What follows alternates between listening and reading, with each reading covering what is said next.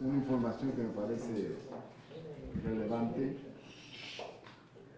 que tiene que ver con discusiones y acuerdos que ha tenido la mesa directiva sobre un caso curioso que tiene que ver con lo jurisdiccional, con lo judicial.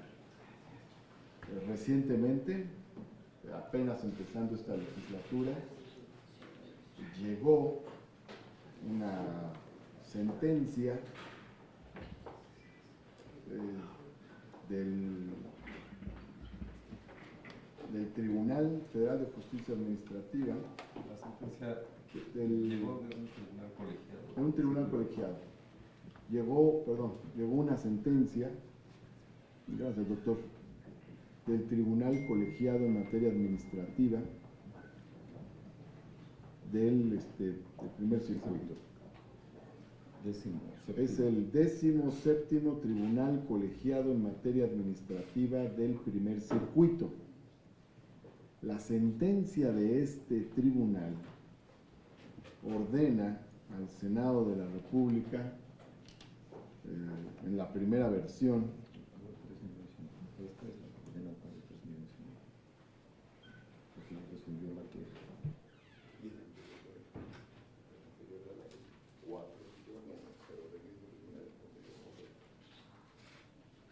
esta sentencia del 17º Tribunal Colegiado en Materia Administrativa del primer circuito ordena al Senado pagar la cantidad de 3.446.077 pesos con 17 centavos a un magistrado de nombre Juan Manuel Terán y Contreras, magistrado de Sala Regional del Tribunal Superior de Justicia Fiscal y Administrativa, que no fue ratificado para un nuevo periodo de 10 años por el Senado de la República en el año 2011. Esto quiere decir que este tema ha pasado por 4 legislaturas y por 3 senados de la República distintos. Ha pasado por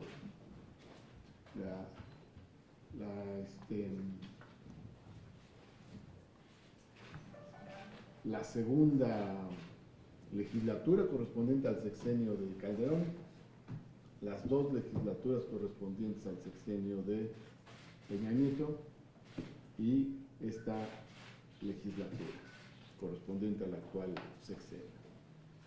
Es un largo proceso por el cual, hubo originalmente una propuesta del Ejecutivo para que fuera ratificado el magistrado Juan Manuel Terán y Contreras por un periodo de 10 años. Él ya era magistrado. El Senado de la República, en ejercicio de sus atribuciones, procedió a llevar a cabo todo el procedimiento.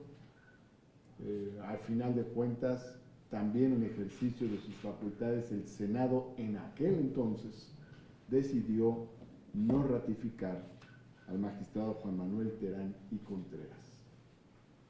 El magistrado se fue a un juicio de amparo y a posteriores procesos jurisdiccionales de revisión e incidentes dentro de los propios procesos judiciales que se llevaron a cabo. De tal forma que en una parte, en un primer momento, el Poder Judicial, a través de algunos de sus órganos, ordenó al Senado de la República reconsiderar la no ratificación del magistrado. Posteriormente, pues el Senado obviamente estuvo defendiendo su postura. El Senado actuó de manera correcta y estuvo defendiendo su postura a lo largo de estos litigios. Otros órganos del Poder Judicial ordenaron reponer el procedimiento. Se repuso el procedimiento en el Senado de la República. En algún momento de reposición del procedimiento se citó a comparecer al magistrado para conocer sus puntos de vista, para que los expusiera ante las comisiones.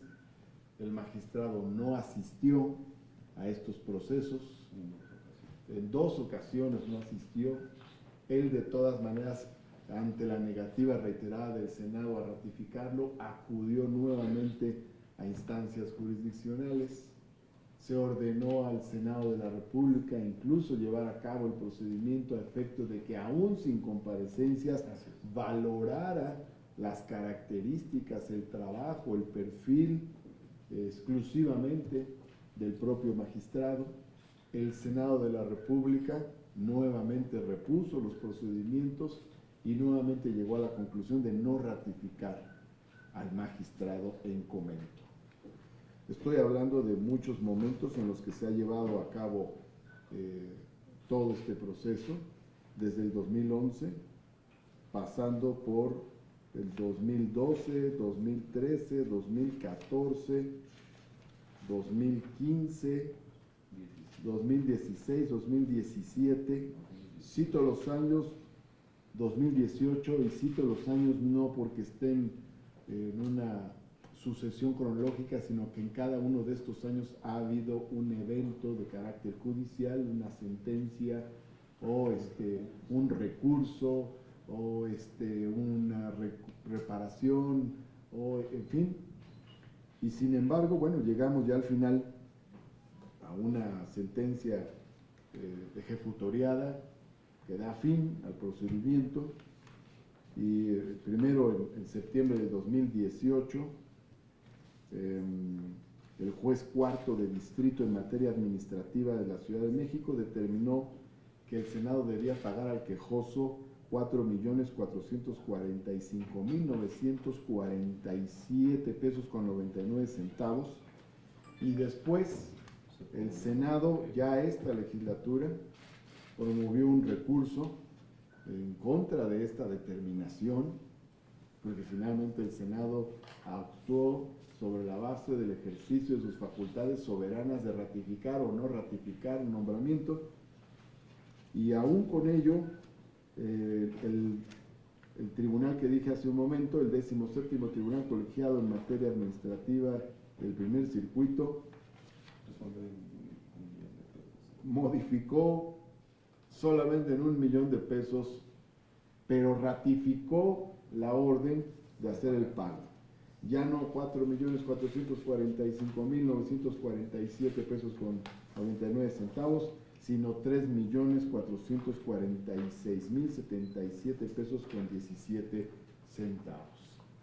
Se ordena al Senado de la República hacer este pago en virtud de que se considera que hubo daños y daños y perjuicios que se causaron al magistrado, y es una especie de indemnización calculada sobre la base de sueldos y prestaciones que dejaría de devengar en caso de no haber sido ratificado. Esto ocurre a pesar de que a lo largo de todo el proceso el magistrado nunca dejó de cobrar.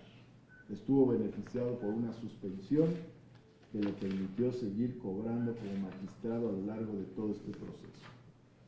Cuando informamos de este tema en la mesa directiva, porque la mesa directiva tuvo que recibir la orden del Poder Judicial, del tribunal que he mencionado, de pagar esta cantidad, que eso tendría que convertirse en una instrucción al área administrativa para hacer el pago. Evidentemente hubo 2 reflexiones en la mesa directiva. La primera fue, la tónica nuestra no ha sido la de desacatar ninguna resolución judicial, pero por otro lado, pues se está cometiendo una injusticia múltiple, porque por un lado se pone en cuestión la facultad soberana del Senado de decidir sobre ratificar o no nombramientos que envía el Ejecutivo, y 2, además se le está imponiendo una sanción económica para sustituir la decisión de no haberlo ratificado, con lo cual se estaría pagando un trabajo no realizado o haciéndose un pago indebido. Pero además, en tercer lugar, pues es un presupuesto, es un recurso que no está presupuestado en el Senado, de este tipo de indemnizaciones. Esto no es usual, no tenemos conocimiento de precedentes de este tipo, y por lo tanto en la mesa directiva instruimos a dos áreas jurídicas, a la Secretaría Técnica de la mesa directiva y a la Secretaría Parlamentaria del Senado para elaborar alternativas. Encontramos una alternativa porque todo parecía conducir a que tendríamos que hacer el pago y al mismo tiempo generar una protesta ante el Consejo de la Judicatura, pero decidimos explorar otra vía, que tampoco es común, que fue presentar un escrito ante la Suprema Corte de Justicia directamente. Presentamos este escrito,